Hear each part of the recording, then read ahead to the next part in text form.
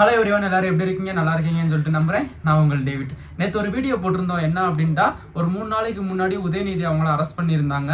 So அந்த arrest பண்ண விஷயம் நான் வெளியில் நிறைய பப்ளிசிட்டி ஆனதுக்கப்புறமா டிஎம்கே கட்சியை சேர்ந்த நிறைய உறுப்பினர்கள் வந்து ரோட்டில் இறங்கி போராட்டம் பண்ணாங்க. ஸோ அந்த போராட்டத்தில் ஒரு இடத்துல வந்து ஒருத்தர் சொல்லியிருந்தாரு, அதாவது போலீஸ் அவங்கள வேனில் ஏற்றி கூட்டிட்டு போகும்போது மானங்கெட்ட டிஎம்கே அரசே, மானங்கெட்ட திமுக அரசே அப்படின்னு சொல்லிட்டு அவர் சொல்லியிருந்தாரு. ஸோ அதை பார்த்துட்டு டிஎம்கே கட்சியிலிருந்து தான் நீங்க வந்து அதாவது ஆளுங்கட்சியை எதிர்த்து போராட்டம் பண்ண வந்திருக்கீங்க, இப்ப நீங்களே வந்து டிஎம்கே கட்சியை வந்து மானங்கெட்ட டிஎம்கே அரசு அப்படின்ற மாதிரி அந்த போலீஸ்கார் நினைச்சிருப்பாரு போல. அவர் சிரிச்சது, அவங்க டிஎம்கே பத்தி பேசின, டிஎம்கே அரசுல இருக்கவங்களே டிஎம்கே பத்தி பேசினது, ஸோ அது ஒரு வீடியோவா நம்ம போட்டிருந்தோம்.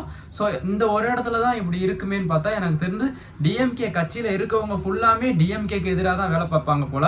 இப்போ அதாவது அந்த போராட்டத்துல தான் இப்போ ஒரு வீடியோ போயிட்டு இருக்கு. என்ன அப்படின்ட்டா, கலைஞர் ஒழிக கலைஞர் ஒழிக அப்படின்னு சொல்லிட்டு டிஎம்கே கொடியை வச்சுக்கிட்டே அவங்க சொல்லிட்டு போறாங்க. அதுக்கப்புறமா தான் அவங்களுக்கே தெரிஞ்சிருக்கு, ஐயோ நம்ம வந்து டிவிகேவை எதிர்த்து போராட்டம் பண்ண வந்தோம், இப்போ வந்து தெரியாம நம்ம வந்து கலைஞர் ஒழிக கலைஞர் ஒழிக அப்படின்னு சொல்லிட்டு, அவர் தான் ஆல்ரெடி ஒழிஞ்சிட்டாருல்ல, அவர் ஏன் செத்த மனுஷனையாவது பாவம் கொஞ்சம் நிம்மதியா இருக்க விடுங்க, திரும்பி கலைஞர் ஒழிங்க கலைஞர் ஒழிக அப்படின்னு சொல்லிட்டு, அதாவது அவங்க கட்சியை சேர்ந்தவங்களே அவங்க கொடியை வச்சுக்கிட்டே போராட்டம் பண்றாங்க.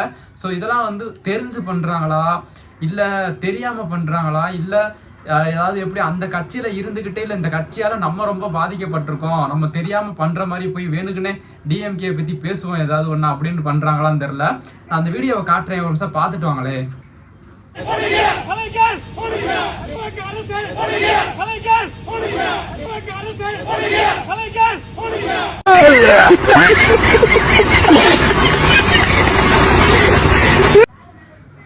ஸோ நீங்கள் பார்த்துருப்பீங்கன்னு சொல்லிட்டு நினைக்கிறேன். இதெல்லாம் பார்த்தா வந்து தெரியாமல் பண்ணுற மாதிரியா இருக்குது, தெரிஞ்சே பண்ணுற மாதிரி தான் இருக்குது. 75 வருஷ கட்சி, ஸோ அது என்ன நிலைமையில இருக்குன்னு பாருங்க. ஒரு கட்சியில் இருக்கிற ஒரு தொண்டர்களே சரியா இல்லை, அப்புறம் எப்படி அந்த கட்சி அதாவது எப்படி முன்னேறும், எப்படி அந்த கட்சி வந்து ஒரு ஆளுங்கட்சியாக வரும்? வாய்ப்பே கிடையாது. ஸோ இதெல்லாம் வந்து பார்க்கல வந்து அவங்க கட்சியை சேர்ந்தவங்களையே மாத்துறதுக்கு நிறைய விஷயங்கள், அவங்களுக்கே ஒரு மீட்டிங் வச்சு ஒரு கிளாஸ் எடுக்கணும் போல.